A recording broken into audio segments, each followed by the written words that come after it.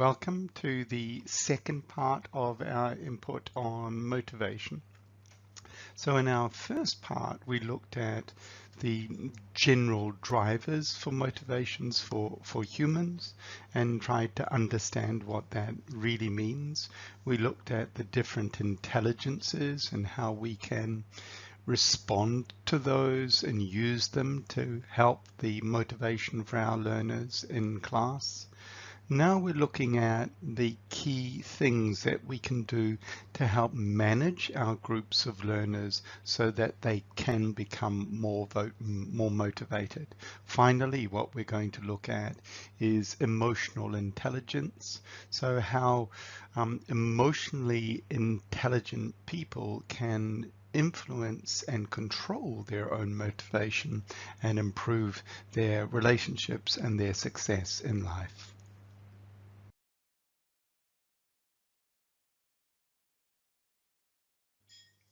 Before we start looking in some detail at chapter 43, I would like to recommend to those of you who are particularly interested in motivation to look at the works of Dornier.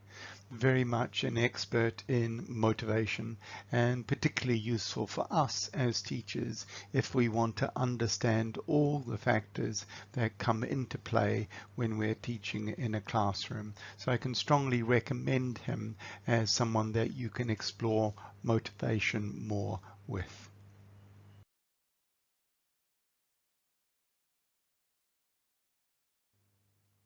So we'll start with the first point, and that is that learning more about each other builds motivation. Now that's a fascinating idea, isn't it?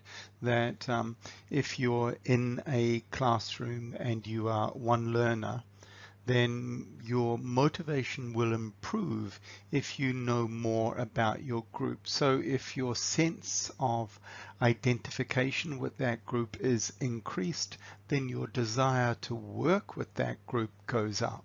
So clever teachers create opportunities for learners to find out more about one another. And of course, what you can do in language teaching and learning is build this into your fluency activities, so that if you want learners to explore language more, you get them to ask and answer questions with one another that are very real, that are very personal. And in doing that, not only are you developing language competence, but you're also developing the sense of identity within the group and the motivation to be part of that group.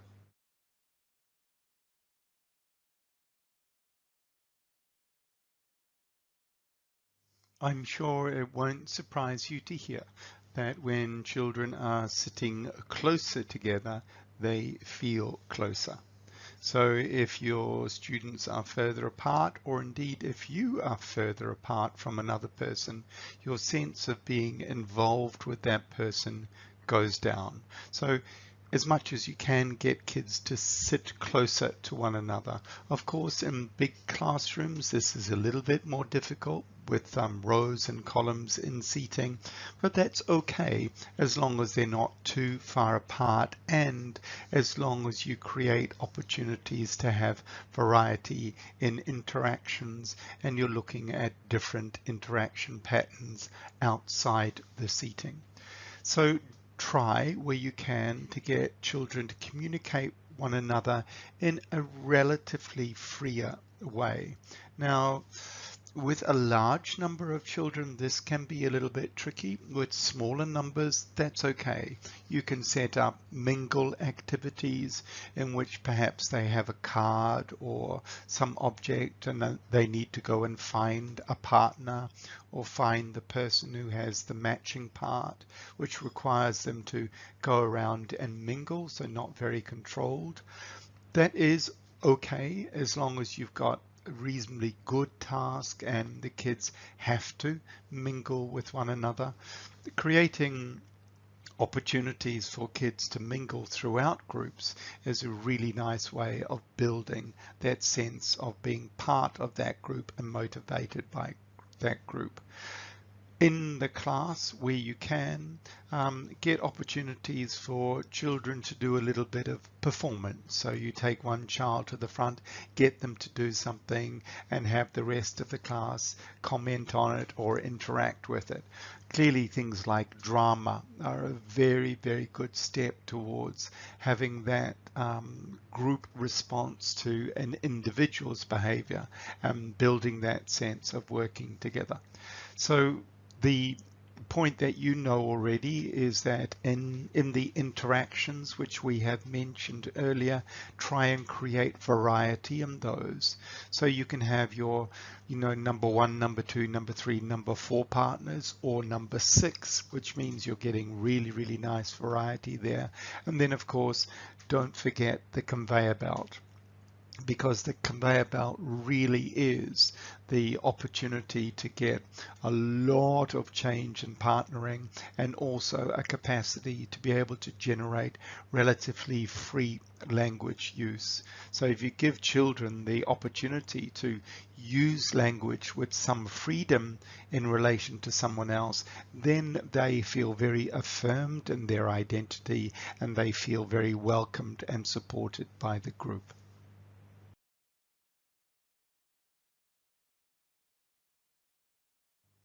When you are part of a group, there is a sense that somehow or other you are special, you are different, that you have a relationship and an identity within that group which you value. Now, as the teacher, you want to try and grow that. And there are lots of ways to do that. You might think about, for your children, perhaps what their parents or grandparents had, and take that as an opportunity to let the children know how lucky and special they are to have the opportunities which they have. You can do things like perhaps ask a grandparent to describe what their childhood was like, what their school was like, what their lives were like, and then get the children to think or verbalize the differences and how lucky they are that their grandparents worked hard to give them the opportunity that they have. You can do it that way, and I think that's a really nice way to do it. Of course, you can affirm groups by comparing yourself with other groups, and that's a little bit tricky, but certainly building the value of the group and the specialness of the group by comparing the opportunities that grandparents had or great grandparents had, that's a really nice way of making members of the group feel special and motivated by their membership of the group.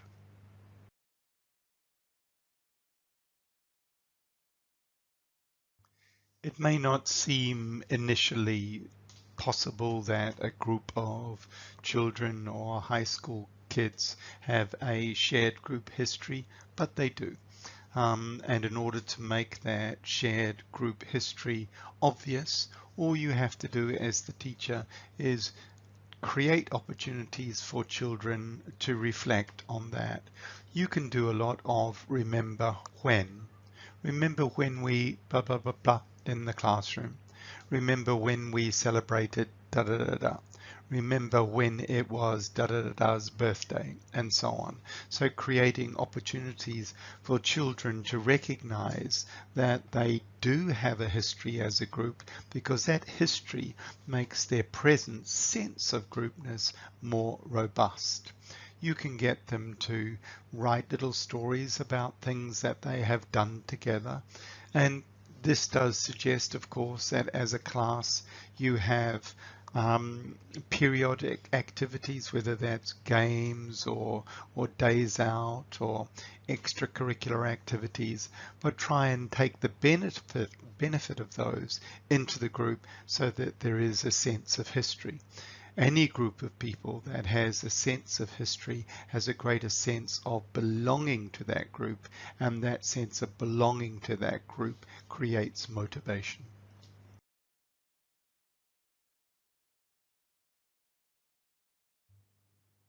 So in the classroom you will have, and outside the classroom you will have a number of activities that your learners will do.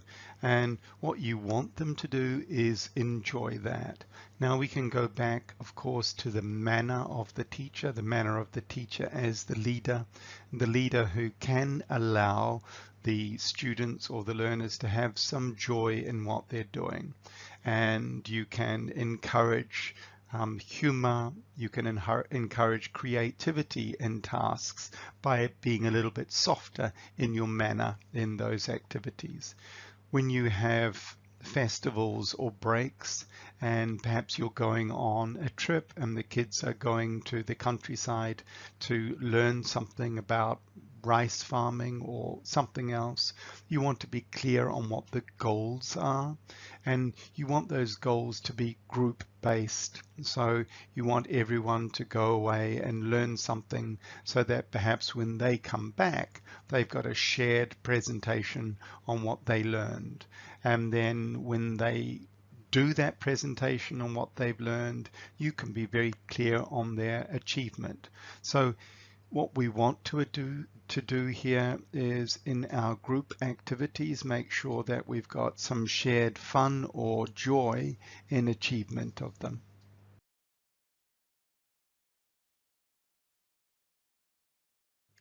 Sometimes we can learn a lot about motivation for a group by looking outside the classroom and looking at what other groups do in order to strengthen themselves and their motivational glue as a group. So you can look at things like sports teams, and then you will look at sports teams and you go, what do they normally do? They have things like chants about their team, or they have songs about their team, or they dress in a particular way, or they have, particular rituals that they adopt as a group. Now, I think you can't do anything about dress, I don't think, as in how your students dress. You may have difficulty with rituals, but things like a little chant for your group, we are la la la, we are the best at la la la la la la. So you can generate a nice little chant for your group of students. You can give them a special name. Yeah, so not just the class name, but another little name. Or if you're musical, or you have students who are musical, get them to write a simple little song about the group, just to create that real sense that they've got something special and something very much in common that's a little bit different from the others. So a nice thing to do is learn from what sports teams do, sometimes what companies do, sometimes what countries do, in order to affirm the identity of the group.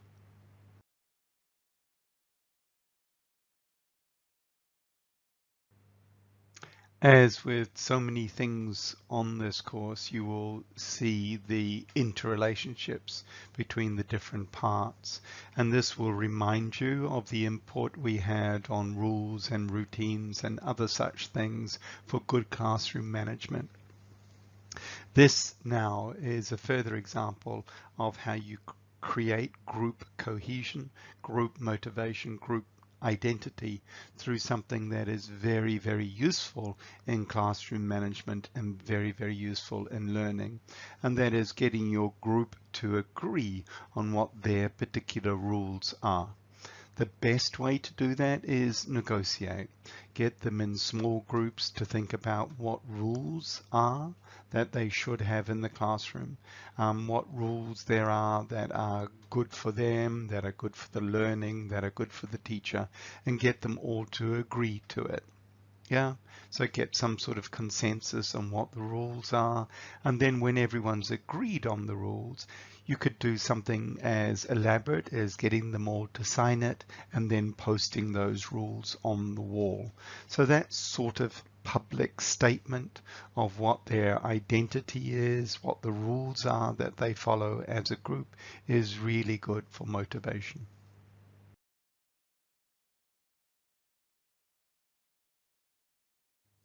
Before we can get good commitment to a group goal, our learners need to know what those group goals are.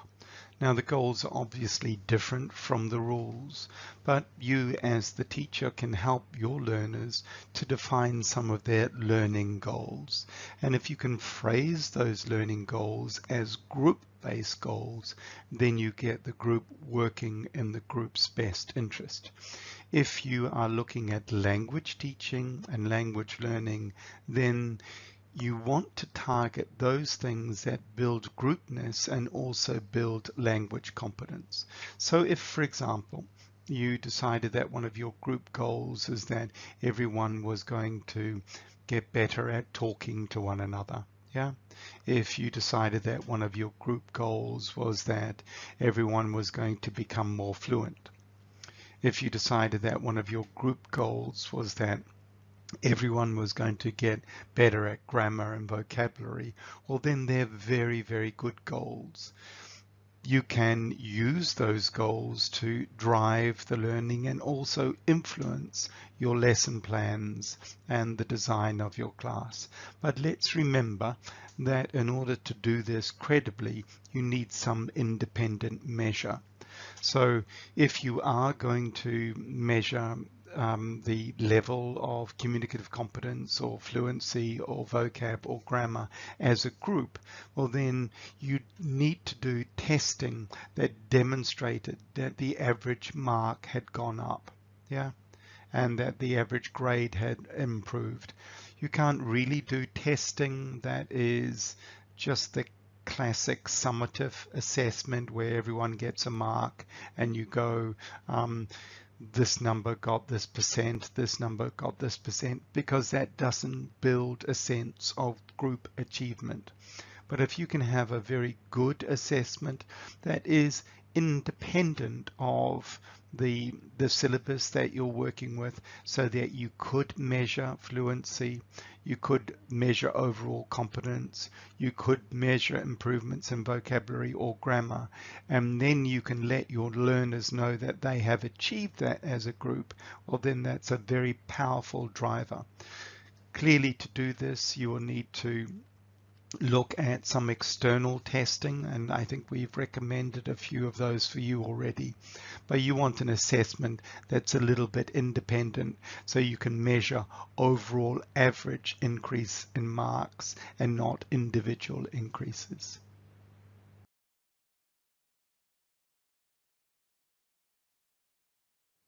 You will remember, as I do, the school trips that you had as a child and that very special feeling of adventure, that feeling of going somewhere a little bit different.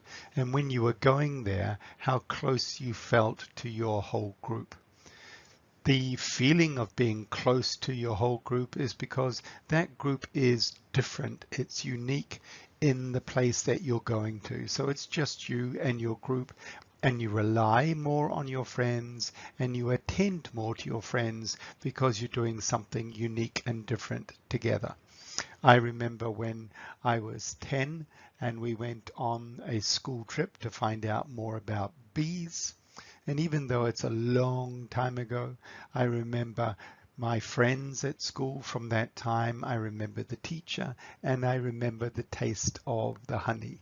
The trip was special, even though it was just one full day, because there was perhaps a sense that we were doing something a little bit dangerous and looking at bees. But if you can take your students on a trip, on an outing, somewhere a little bit different, maybe something that's a little bit challenging, then they will feel a great sense of unity as a group, and the relationships that they're having on that day or in those days are quite different from the relationships that they have in school when they all behave in a particular way and they all sit in the same space and they all perhaps do class in the same way. So an extracurricular activity will make the sense of being a group better and stronger, and of course you as the teacher can engage that and drive the motivation for learning.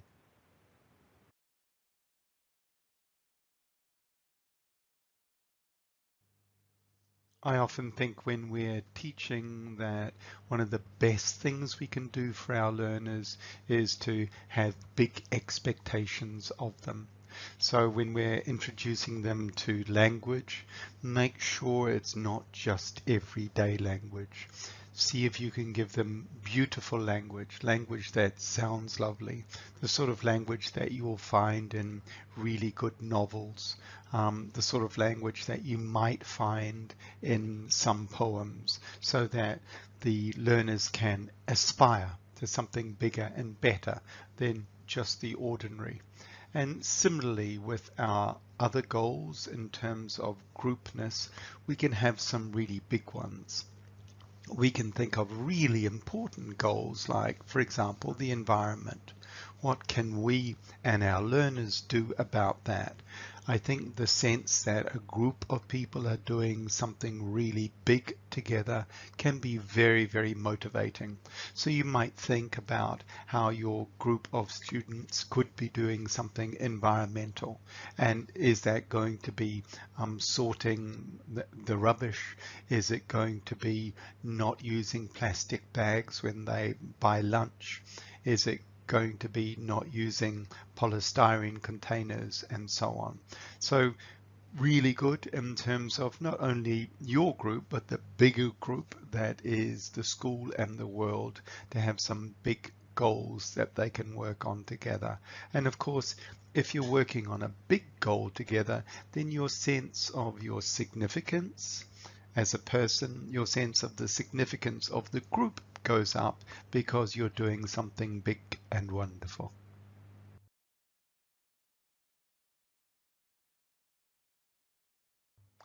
I want to mention this for two reasons. One is that it's very, very effective. If, for example, you have a group and you want that group to have a real strength in their identity, then you define other groups as the enemy. It has a very powerful effect on the group. That's the first thing. The second thing is it's a very bad thing to do. It creates a sense of other human beings as being enemies, and we don't need that. We need to find commonality. And also in that desire to have an enemy outside the group in order to strengthen the inside of the group, you create the capacity for enemies to evolve within the group, and you don't want that. So as much as possible, try and look at group identity as something that's positive, that's shared within the group to achieve goals that are good for a group, but not as a group that is in opposition to another group.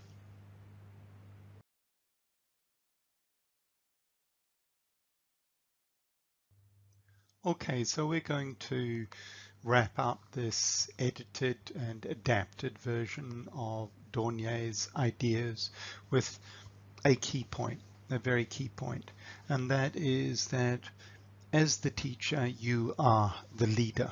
Now, what you do as a leader, how you relate to your learners, how even and fair you are, how open you are about your mistakes, about the things that you can learn, everything about you as a person is the leader that your students will follow. Not only will they follow that as a leadership model, they will tend to adopt it. So the absolutely fascinating thing that I'm sure you know as well as I do is that if you go to a school or you go to any organization, you can tell very, very quickly what the leader is like. And it's absolutely fascinating. I, for example, joined a table tennis group in Hong Kong a few years back. And when I went to that group, it was different from other groups. The group wasn't competitive. We allowed anyone of different level to join the group, and everyone was helped in the game. People who were there just to win games, slowly they left the group. And it was fascinating that the culture of that group was about supporting and helping everyone in their table tennis. Then I met the guy who had set the group up. And strangely enough, his parents had both been teachers. And somehow or other, the culture that he had got from his parents is the culture that he brought into a group of some 2,000 table tennis players. And that whole ethic of competing in a helpful way was really, really amazing in terms of how the group functioned. So we need to remember that as a teacher, that when we are teaching our students, we are modeling the kind of people we want them to be. And when they look at you and they look at me, probably more look at you because you're better, they look at you and go, this is the kind of person I want to be, and this is the kind of group I want to be in, then you get good motivation and good learning.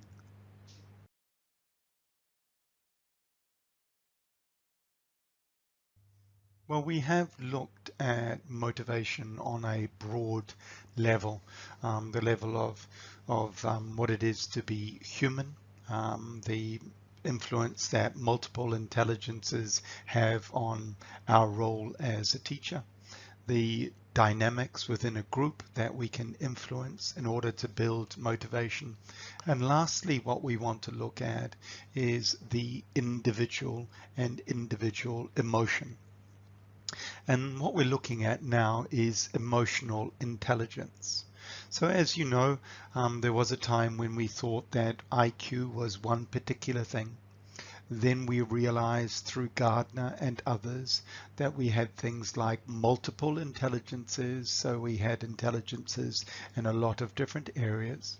And then we have realized that we also have emotional intelligence. Some people are more emotionally intelligent than others, and those people who manage their emotional intelligence are more likely to be successful in life. There are ways that you can manage your emotional intelligence, and there are ways for you as a teacher to enable learners to manage their own emotional intelligence. So what we're going to look at in the next few minutes is just some points about emotional intelligence that we as a teacher can develop within our learners so that they can manage themselves better and so that they can manage and monitor their own motivation. So there are 4 different areas that Mayer and Salovey have identified as the measures, if you like, of motivation. The first one is, can you identify different emotions? So for example, if I gave you a series of pictures of faces, could you identify which of those faces presented a particular emotion?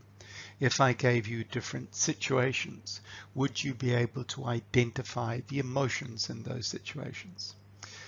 Can you, as a person, if you need to achieve a particular thing, imagine that you need to be creative or you need to be very careful, can you use emotion to help you achieve that?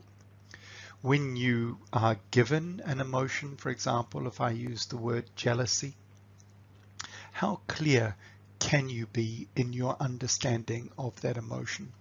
People who are emotionally intelligent have a very clear understanding of what each emotion means.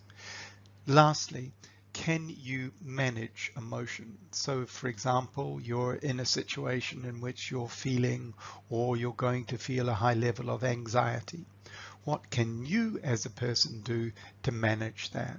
If you're in a situation where you are feeling tempted to do something that you might know was not quite right, do you have the skill set to be able to manage your emotional response to that? So all very interesting. What we're going to do is we're going to take a look at a few of the things that you as a teacher can do to help your learners develop their emotional intelligence.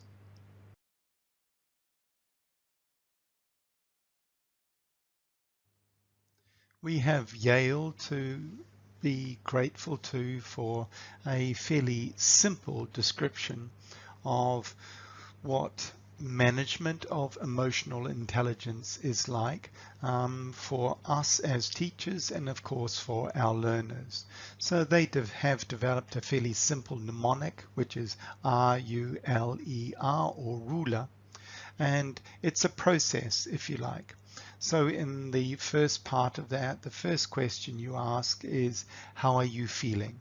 And of course, you as the teacher can ask all of these questions of particular learners who you feel may need to develop their emotional intelligence. Ideally, what you want to do is have all of these questions as, how am I feeling? Yeah. So you want your learners to perhaps recognize and label a particular feeling. And of course, when you recognize and label, then you're going some way to understanding that. And the second question that they ask themselves, or you ask them, is, what happened that makes me feel this way? Yeah, or what happens to make you feel this way? So you're understanding the emotion, and then you're starting to a degree to understand the cause. And then you need to identify the expressing of that emotion, because in that expression, some expressions of emotion can be appropriate, some of them can be inappropriate, and you'll see this in a classroom environment with young children. Like, are they experiencing a particular emotion? Yes.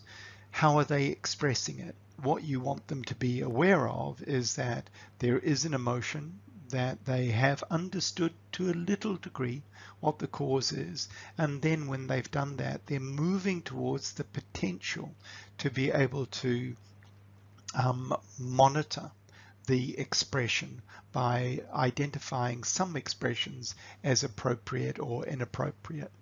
So you will ask, how are you showing your feeling? Or how am I showing my feeling? And then part of that is to determine if you want to show more or less of that feeling. So if it's an appropriate feeling, you might want to show it the same amount or more.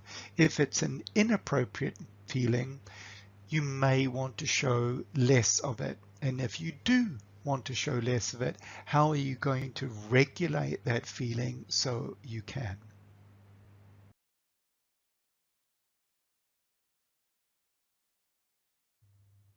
There was many years ago a very famous experiment done called the marshmallow test. And in the marshmallow test, children were given opportunities to have one marshmallow now or two marshmallows later. And that's it, basically. And the end result of that experiment and research was that children who could say no to one marshmallow so that they could have two later were, generally speaking, going to have better and happier lives. Now, the fascinating thing about this is what the children did who were trying to not eat the one marshmallow so they could have two later. And they did all sorts of things, absolutely fascinating things. They talked to themselves, they looked around the room, they distracted themselves by talking about other things, but they had very, very active strategies to master, to control their response to a particular challenge they were having. Now, as teachers, we probably don't do that much of this in the classroom, but as people, we're aware of the old expressions like take a deep breath when someone's feeling, angry or disturbed. Of course, we want to make sure that that deep breath is down in the stomach and not up in the chest. So it's kind of a deep breath that goes with the traditional meditation exercises, but something like deep breaths go a long way in a classroom for kids just to calm down.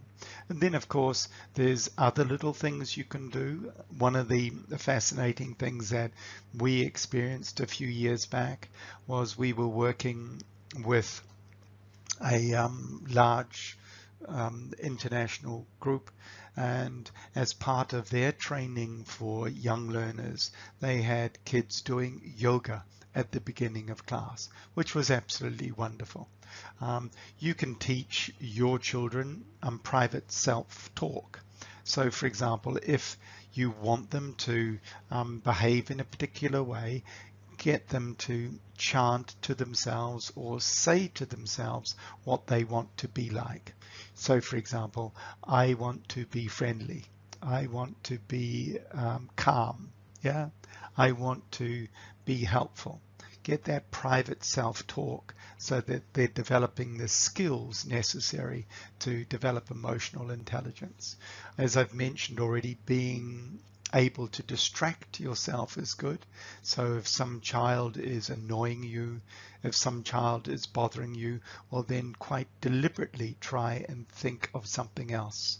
Yeah, try and deliberately engage your mind in another thought process. And of course, the last one, which is a universal, if something is a temptation or a problem, move it to a distance. Yeah. If people are smoking cigarettes and they want to stop smoking, the best thing, of course, to do is go nowhere near a shop with cigarettes and don't go near people who smoke. So there are more techniques here, but these are some good, simple short-term ones that you can implement in your classroom, and you can get your learners to learn to start improving their emotional intelligence, so their ability to monitor themselves and engage themselves more in being motivated for their learning. But it's not all about our learners. We too, in our professions, are always experiencing some sort of challenges.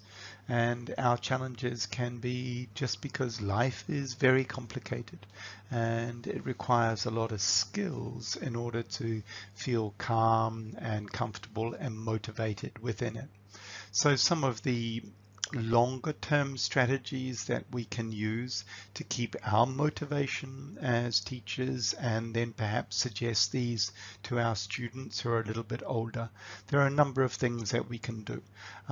Meditation is a almost universal one. And I'm not pretending that in any way I've got mastery of my own emotions or motivation. But if I can just mention a few of the little things I try and do, somewhat not at the moment, but what I try and do is I try and meditate reasonably regularly. And that's just a matter of walking and counting breath. So it's just a way of calming yourself, really useful.